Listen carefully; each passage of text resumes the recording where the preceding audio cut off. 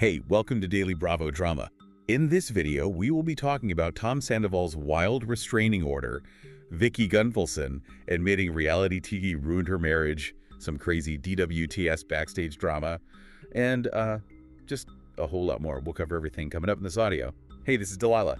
Hey, this is Fahid. Welcome to Reality TV Audio Podcast, where we break down the latest in reality TV every day. Yeah, we have got a massive stack of news today, so we are just going to dive right in. Okay, let's unpack this, because I want you to imagine something for a second.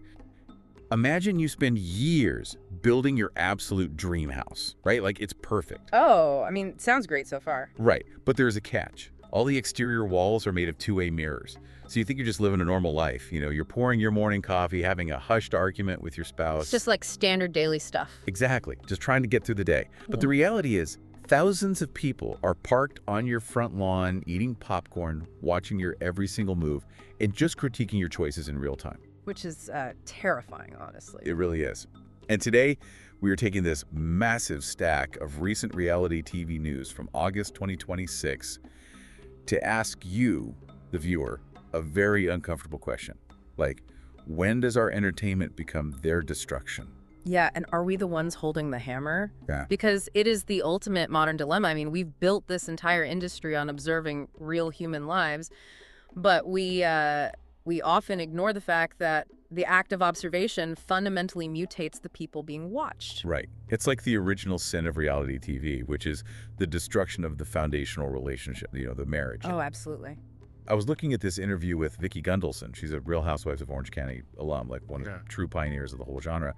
And she recently admitted that she completely panicked about doing the pilot way back when. Wait, really? Because of her husband? Yeah, exactly. Her husband at the time, Don, he gave her this warning. He basically told her flat out, anybody that goes on TV is going to get divorced. Whoa, wow. I mean, he called it.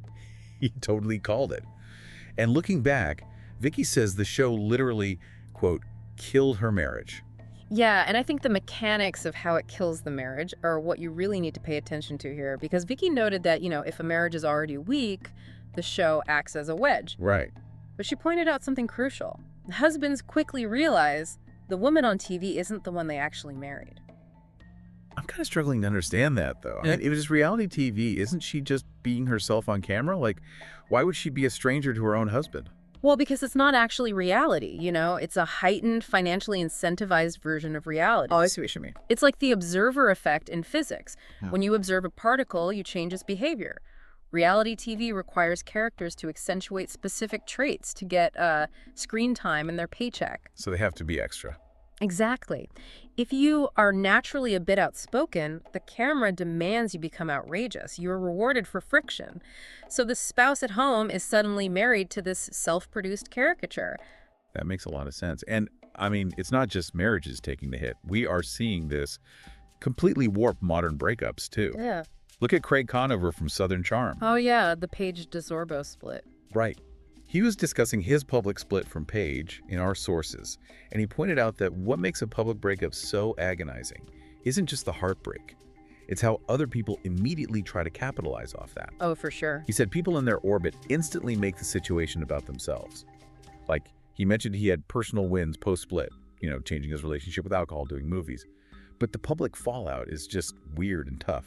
If we connect this to the bigger picture, the reality TV machine fundamentally alters how human beings are allowed to process grief. Totally. Because the audience, and by that I mean you, me, everyone watching at home, demands vulnerability. But the second that vulnerability is offered up, it's commodified. Castmates, friends, the network, they all use that person's heartbreak as a storyline. It's like signing up to be the mayor of a small town, but the only way you get reelected is if your house is actively on fire. That is a great way to put it. Right. And the moment the fire starts to die down, your neighbors show up with gasoline because they want to get interviewed on the local news too. Like, does that mean it's impossible to have a truly private breakup once you've cashed a reality TV check? Honestly, it is functionally impossible because silence doesn't pay.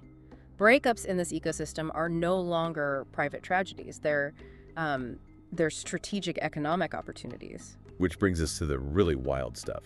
Because if cashing that first reality TV check mutates a breakup, we are now seeing fully weaponized breakups. Oh, yes. The Vanderpump Rules drama. Exactly. Let's look at Tom Sandoval and the explosive allegations against his now ex, Victoria Lee Robinson. Yeah, the court filings for the situation are basically a masterclass in tactical warfare. It is so intense. So on August 3, Sandoval filed a court declaration to get a temporary restraining order against Victoria. And the claims are graphic. Very graphic. He alleges that after she was kicked out of one of his band's tour stops for being highly intoxicated, she physically attacked him. He claims she kicked him in the groin, yelled insults at him like, you have a tiny shipping penis. Yikes. Yeah, and that she had consumed so many drugs and alcohol that security literally had to carry her out of the venue. The physical allegations are obviously severe, but it's the psychological threat he details that reveals the current, underlying currency of reality TV culture. Yes. Here's where it gets really interesting. Sandoval claims that Victoria threatened to ruin his life, specifically stating she was going to get the Ariana Maddox treatment. And that phrase right there is a cultural, economic milestone. We have to look at what that actually means. Right, because Ariana is his previous ex. Exactly. When he famously cheated on her, it wasn't just a scandal, it was a massive economic windfall for her. The public rallied, she secured huge brand deals, a run on Broadway, a spot on Dancing with the Stars. The ultimate revenge. Right, so by allegedly threatening to get the Ariana treatment, Victoria's showing that victimhood in reality TV can literally be monetized. Exes are litigating breakups in the court of public opinion, where the prize is audience sympathy and contracts. Wait, so you're telling me the incentive structure is now built to actively encourage explosive public fallout? Because we are seeing this exact dynamic on other networks too. Oh, definitely, like the MCBEE Dynasty. Yes. The matriarch, Kristi McBee, recently accused her son Stephen Jr.'s exes, Kayla Jackson and Allie Eklund, of running a coordinated smear campaign against him and his pregnant sister-in-law, Casey. And how did the exes respond to that? Did they back down? Not at all. Okay. Kayla went on the offensive. She publicly denied being the one who can't move on, pointing out that the family keeps bringing her name up in interviews. Wow. Yeah, she claims she's actually turned down major interviews to tell her story, hinted heavily that Stephen gaslit her, and even mentioned suffering from PTSD from their time together. That is heavy. It is. And the fallout got so toxic that Kristi hinted the family might just quit the show entirely after 3 seasons due to the internet bullying. But, I mean, is this just the cast turning on each other? Or is something bigger happening here? I think it's the entire ecosystem realizing the distribution of power has shifted. It used to be that only the main cast controlled the narrative, right? Yeah, totally. But now, exes, friends, peripheral characters, they realize they have just as much power if they can leverage the audience effectively on social media. Speaking of the audience, before we move on to how third parties get dragged into this, we actually need to do a quick shout out. Oh, yes. Shout out to our listener, Sarah from Chicago. She actually DM'd us about this next story as soon as it broke. Sarah, you are a legend because this story is insane. So the circle of destruction doesn't stop with the exes. Third parties are willingly jumping into the crossfire. Which brings us to the Real Housewives of Rhode Island. Brian Pontarelli. Yep. He recently gave an interview calling a certain period of his life his, quote, darkest time. Well, his alleged mistress, Beth Walker, did not appreciate that framing. So she decided to just crowdsource the truth. She completely torpedoed his PR spin. She clapped back by posting a photo of a shirtless, smiling Brian on her Instagram. Incredible. And she explicitly denied that there was any NDA between them. She essentially said to the public, like, my camera roll remembers your darkest time a bit differently. What's fascinating here is the absolute death of secrets. I mean, we've entered an era where non-disclosure agreements are becoming obsolete because anyone with a smartphone and a grudge can just blow up a carefully constructed narrative in seconds. It's so true. You don't just have to worry about the network's editing room anymore. You have to worry about every single person you interact with. And sometimes your past interactions dictate your future before the cameras even roll. Look at the upcoming season 35 of Dancing with the Stars. Oh, the Maura Higgins drama. Yeah, from Love Island, UK. She is reportedly refusing to be partnered with pro dancer Gleb Savchenko. And the reason is so messy. It is. It's out of complete loyalty to her friend Brooke Snader, who previously dated Gleb. That relationship ended amidst cheating allegations, and Gleb made some very blunt public comments about their sex life. And Gleb's response to Maura's refusal was to claim he'd never even heard of her. Right, which is just classic deflection. But what this illustrates is the reputation economy of reality television. These circles are incredibly incestuous. Your past behavior isn't just gossip, it's a professional liability. It dictates your future bookings across entirely different networks. But, okay, the ultimate wild card in all of this, and this is where you, the listener, come in, is the fans. With fans are basically freelance private investigators now. They really are. There's a wild story in our stack about a fan named Kiara who went on TikTok and exposed Stassi Schroeder's husband, Bo Clark. Over financial documents and his birth certificate, correct? Yes. This fan called out Bo for having multiple bankruptcies, which, by the way, Radar Online had actually confirmed back in 2019, and for lying about his age. Wait, how much did he lie by? Apparently, he celebrated his 40th birthday when he was actually turning 37, supposedly for, quote, professional reasons. That is just wild. I have to ask you, though, how are fans even finding this stuff? And does this constant threat of exposure keep reality stars honest?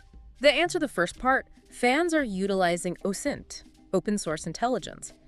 It's this culture of digital forensics where bored, highly motivated viewers know how to pull PACER court records, property deeds, and public background checks. So they're literally doing the work of publicists, but in reverse. Exactly. Reality stars used to rely on publicists to bury this stuff. Now, the audience does the auditing.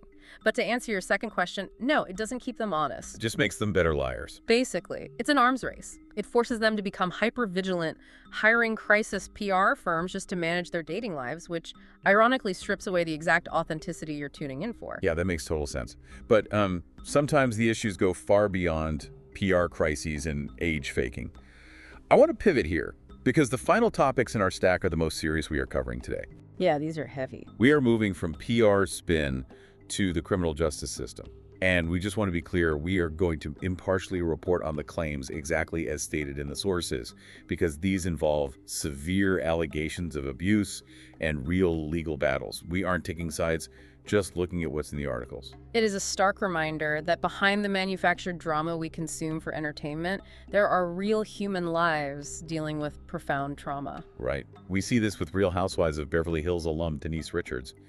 She recently went on a podcast and made some harrowing revelations about her estranged husband, Aaron Vipers. And she claims she felt conned, right? Yes, alleging he married her for a green card. But she also described a slow burn of verbal abuse that shifted after he secured that green card. And the phrase slow burn is critical here because the timeline of coercive control she is describing is very textbook. I mean, I want to explain what that actually looks like. Coercive control rarely starts with immediate physical violence. Right, it builds over time. Exactly. It begins with isolating the victim, chipping away at their confidence, and specifically, financial enmeshment. Which she explicitly said he did.